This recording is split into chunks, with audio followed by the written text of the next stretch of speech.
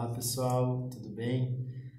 Vamos dar continuidade aqui aos nossos estudos. Essa é a nossa segunda videoaula de ciências do nono ano, certo? Então pessoal, na nossa última videoaula a gente falou um pouquinho de velocidade média, aprendemos a calcular a velocidade média, falamos um pouquinho sobre o movimento, que ele é relativo, depende sempre de que ponto nós estamos falando, certo?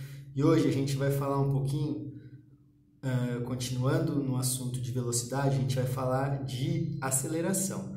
A gente vai ver que sempre que a velocidade de algum corpo varia, a gente diz que houve aceleração.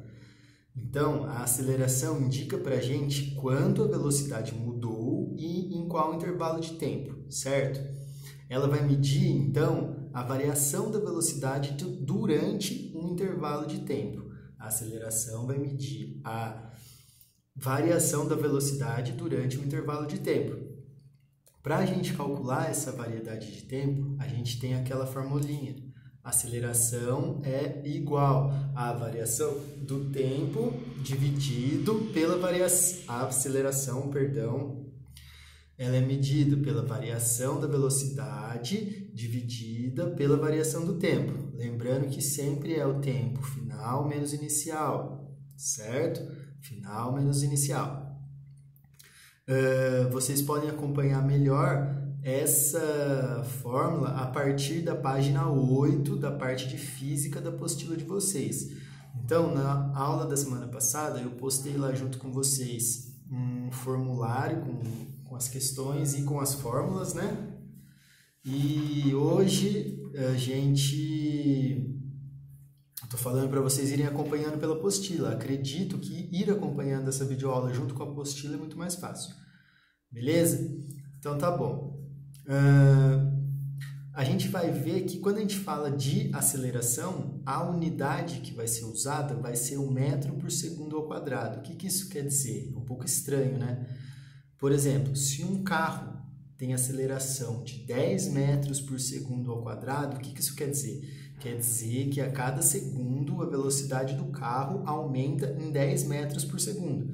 Por isso, 10 metros por segundo ao quadrado, porque em cada 10 segundos, a velocidade do carro aumentou 10 metros por segundo ao quadrado.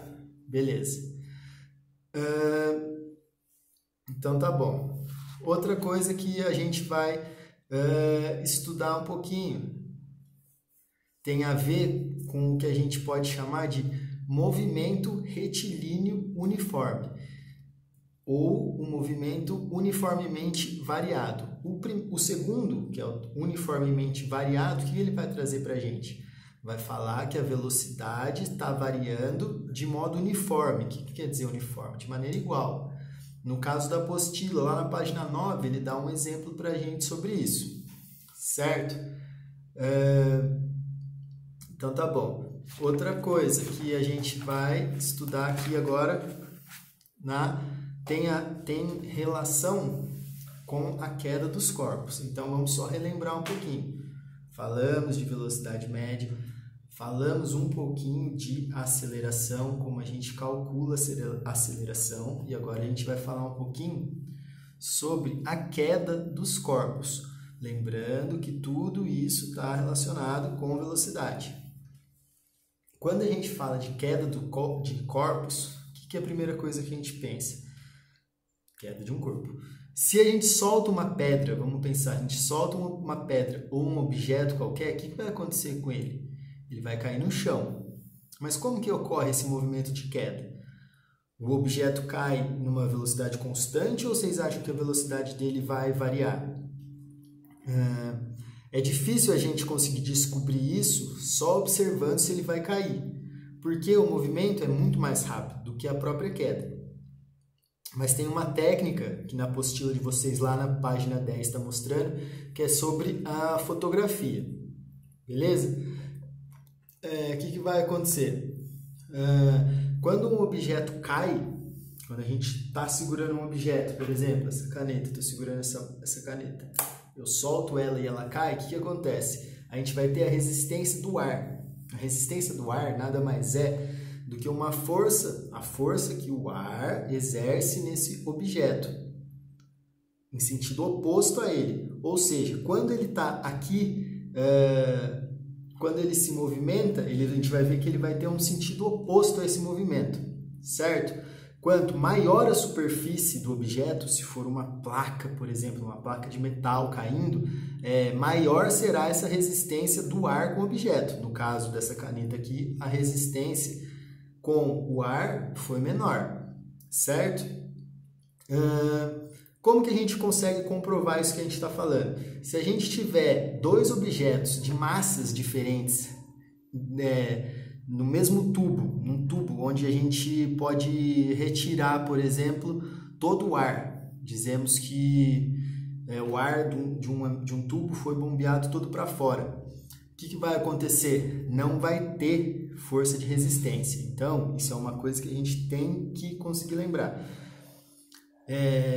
Na ausência do ar, o que a gente pode falar no vácuo, por exemplo, não existe a resistência do ar, certo?